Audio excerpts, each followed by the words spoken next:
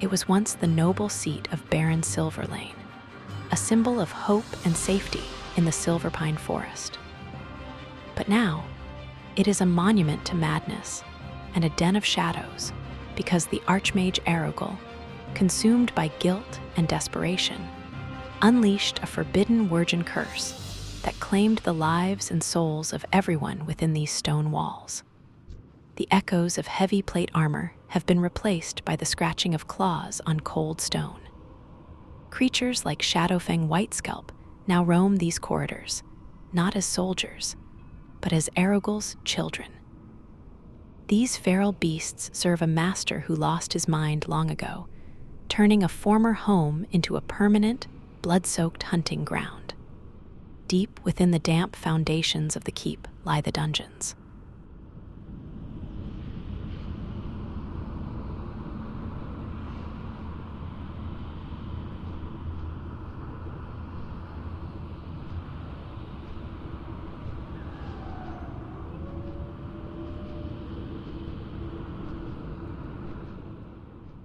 Rithilgor, the cell keeper, ensures that no one escapes the wizard's wrath. Here, the worgen curse is more than just a physical transformation. It is a spiritual prison where even the dead are denied their rest, bound forever to the dark will of their new master. Greetings. Arugal's paranoia spared no one, not even his former allies from Dalaran. Figures like Sorcerer Ashkram were cast into iron cages, victims of a mind completely consumed by shadow and fear.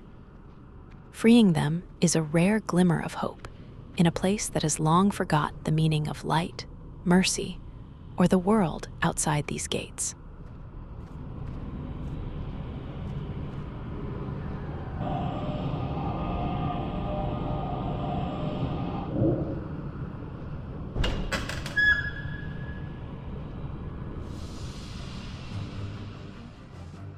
The crisp air of the courtyard offers no relief from the horror. Once a place of grand ceremonies and noble gatherings, it is now a graveyard patrolled by restless ghosts and starving wolves. Every shadow hides a memory of the life that was stolen when the moon first turned red over the jagged towers of Shadowfang Keep. In the heart of the fortress, the smell of iron and blood leads to Razorclaw the Butcher. He has turned the Baron's kitchen into a horrific slaughterhouse to feed Arugal's growing pack. To him, the living and the dead are simply meat, and his rusted cleaver is never allowed to grow cold as long as new victims arrive.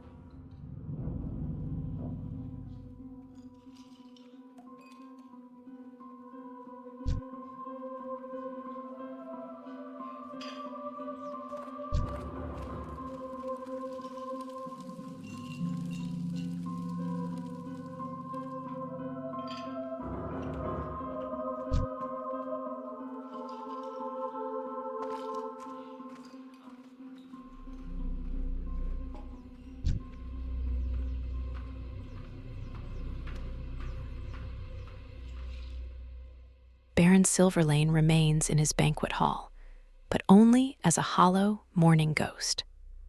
Arugal murdered him in cold blood, yet denied him the peace of the grave.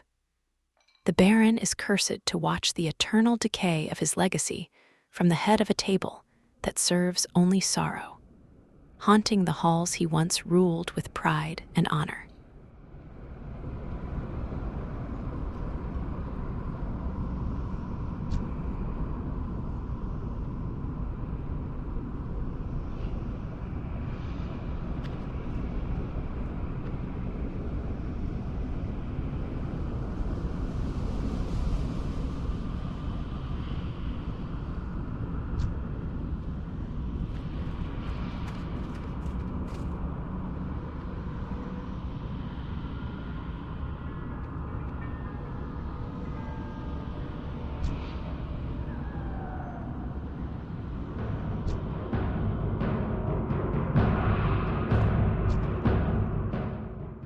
Commander Springville is a testament to a loyalty that refuses to die. He returned to protect the keep he loved, but the holy light he once served has been replaced by dark, necromantic sorcery. His duty never ended. It simply became a twisted mockery of the knightly honor he held before the darkness took hold of his spirit.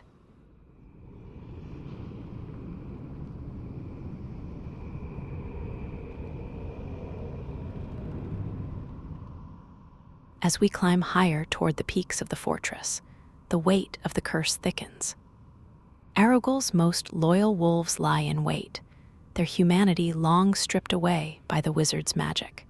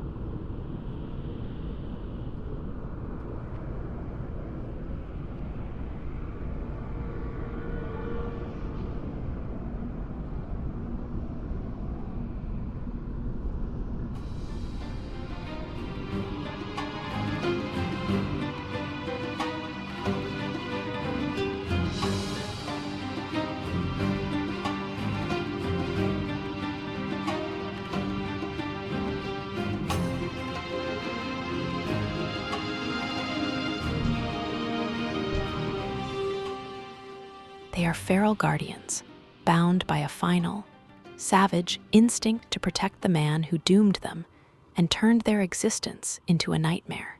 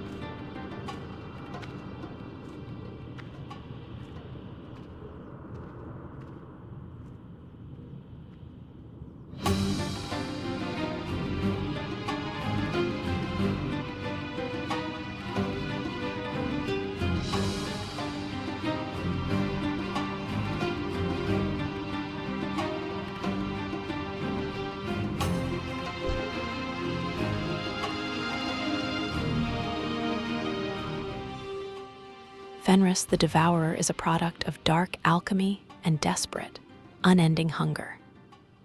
As one of Arugal's most horrific experiments, he haunts these empty rooms as a silent, deadly predator.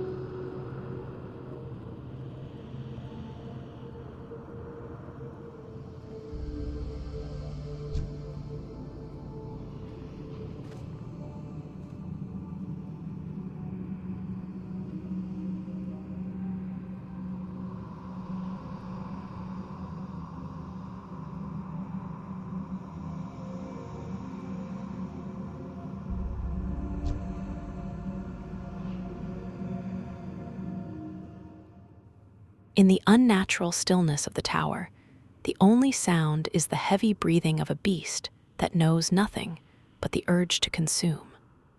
Wolf Master Nando's stands as the final sentinel before the wizard's private chambers. The leader of the pack and Arugal's right hand, he fights as one with his beasts. Nando's is the shield of a dying mind, ready to tear apart anyone who dares to challenge the master of the keep or seek an end to this tragic, cursed tale.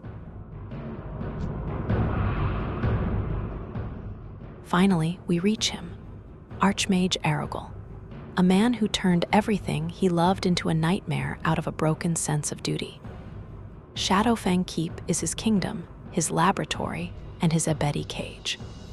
The time has come to end the curse and grant him peace, but remember, the darkness never truly lets go of those it has claimed.